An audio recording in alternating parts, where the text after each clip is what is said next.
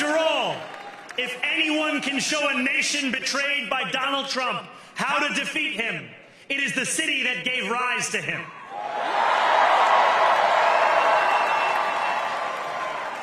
And if there is any way to terrify a despot, it is by dismantling the very conditions that allowed him to accumulate power. So, Donald Trump, since I know you're watching, I have 4 words for you.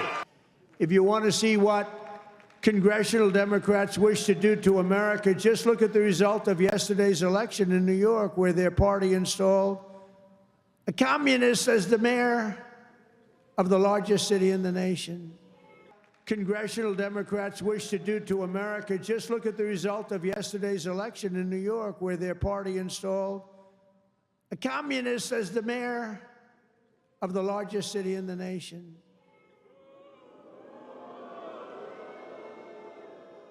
Remember, I've said we will never have a socialist elected to any post in our country. I used to say that, and I was right.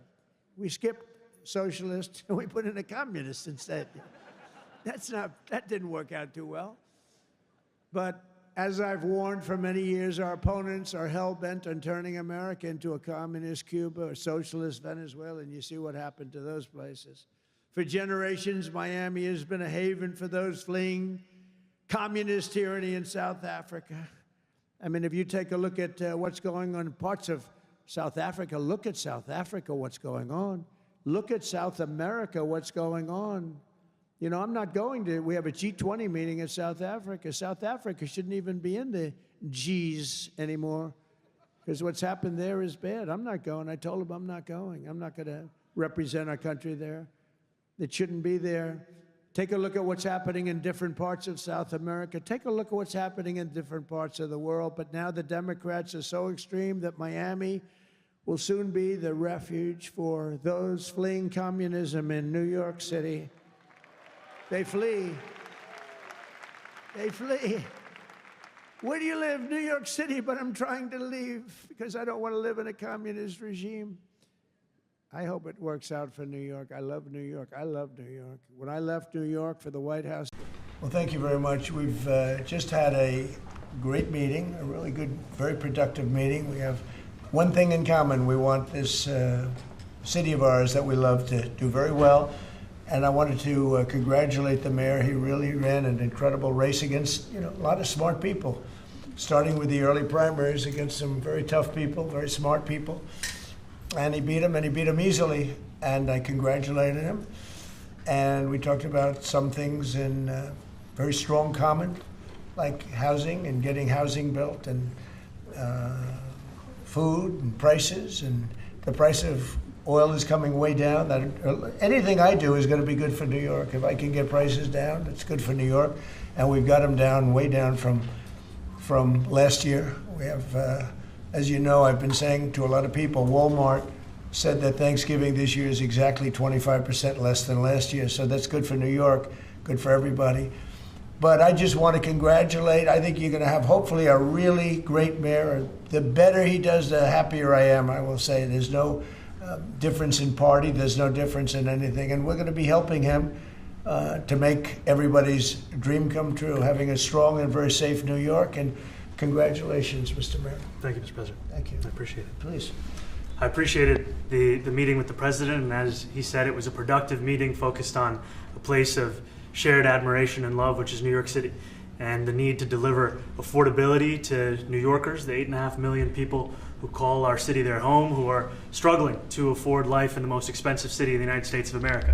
We spoke about rent, we spoke about groceries, we spoke about utilities, we spoke about the different ways in which people are being pushed out, and I appreciated the time with the president, I appreciated the conversation. I look forward to working together to deliver that affordability for New Yorkers. Thank you very much. You've accused the U.S. government of committing genocide in Gaza while President Trump was working on peace. Why that? I've spoken about the Israeli government committing genocide, and I've spoken about our government funding it. And I shared with the president in our meeting about the concern that many New Yorkers have of wanting their tax dollars to go towards the benefit of New Yorkers and their ability to afford basic dignity. And what we see right now is We're in the 9th consecutive year of more than 100,000 school children being homeless in our city.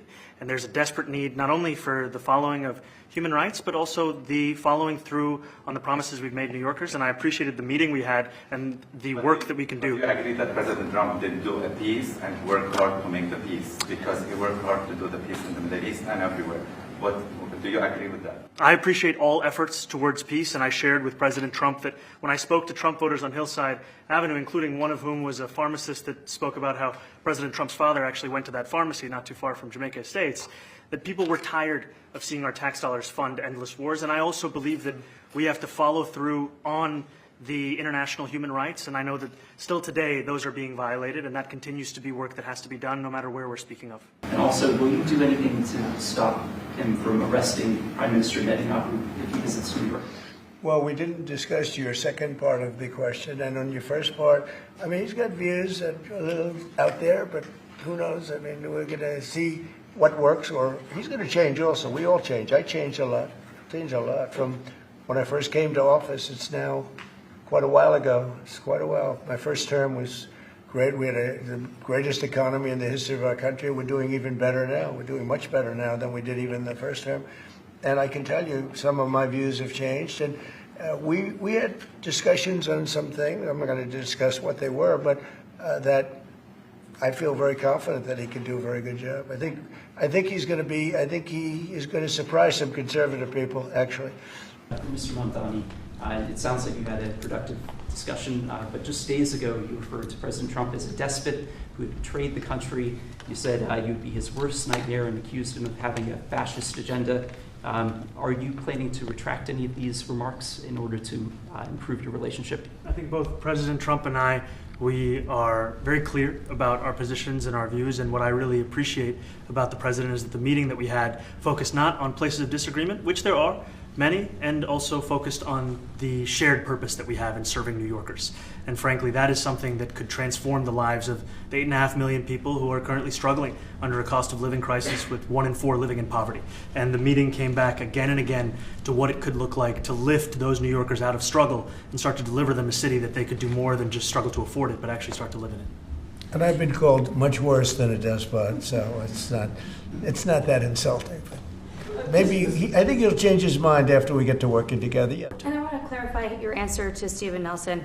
He asked about your comment calling the president a fascist, and your answer was, both President Trump and I have been clear about our positions and our views.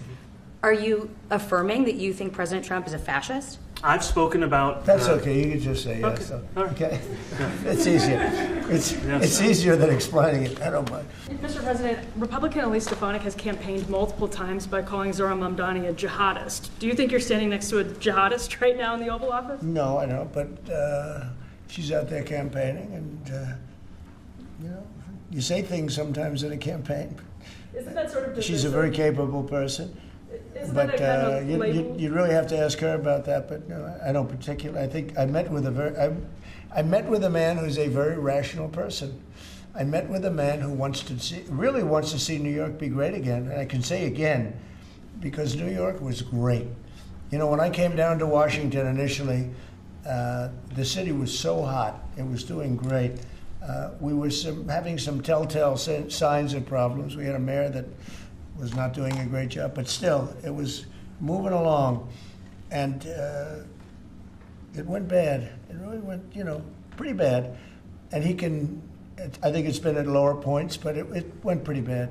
I think he can bring it back. Now, the question is, will he bring it back all the way? Will he bring it back greater than ever before, which is, I guarantee, that's his wish. I think he wants to make it greater than ever before.